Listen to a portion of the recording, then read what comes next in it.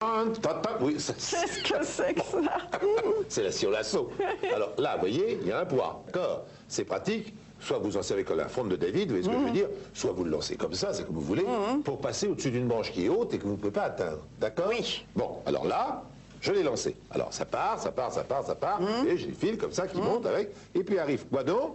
Vous reconnaissez? La tronçonneuse manuelle. Voilà, la tronçonneuse manuelle, qui elle passe à son tour au-dessus de la branche, d'accord? Oui. Et puis de l'autre côté, la tronçonneuse passe, et puis de l'autre côté, il y a à nouveau une corde, d'accord? Oui. Alors vous êtes au sol, vous tirez avec les deux poignets que vous adaptez à la hauteur que vous voulez sur les deux parties de la corde, et vous allez scier comme ça des branches qui sont à 3 mètres du sol. Ah, Voilà, c'est le lasso. Voilà, alors c'est la tronçonneuse manuelle bien sûr, et puis la tronçonneuse au lasso. Vous voyez, c'est amusant. Tenez, regardez la démonstration. Alors ça, c'est la tronçonneuse manuelle que vous connaissez.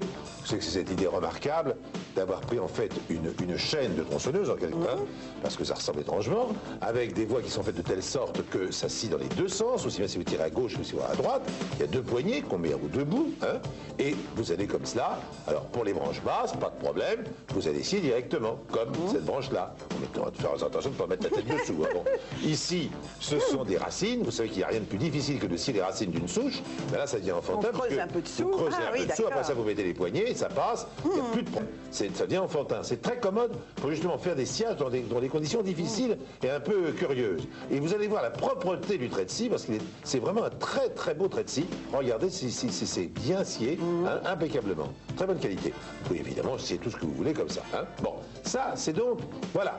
Maintenant, le lasso. Hop, on est passé au-dessus de la branche là-haut, vous voyez. Alors là, il y a un petit système qui arrive et qui fait que automatiquement, la scie sur ses dents. Ah oui. Automatiquement, ça ne peut jamais se mettre dans l'autre sens. Ça, c'est pas ça. On met les poignets à la hauteur que l'on veut par ce petit système. Et puis voilà, tout simplement, vous sciez depuis le sol. Regardez, la même chose, c'est aussi efficace. Et vous allez couper la branche maintenant, qui n'était pas à votre portée. Ça évite d'être en déséquilibre sur une échelle, etc. etc. C'est bien d'avoir les deux pieds sur terre. Ah oui, c'est pas bête, hein. Ah oui. Voilà. C'est donc ce qu'on appelle la scie au lasso. Là, voilà. Donc vous avez tout, la scie, les deux cordes, bien entendu, le poids, les poignets, les crochets, le petit système qui fait que la scie se met toujours sur ses dents, ce qui est très astucieux, et tout cela.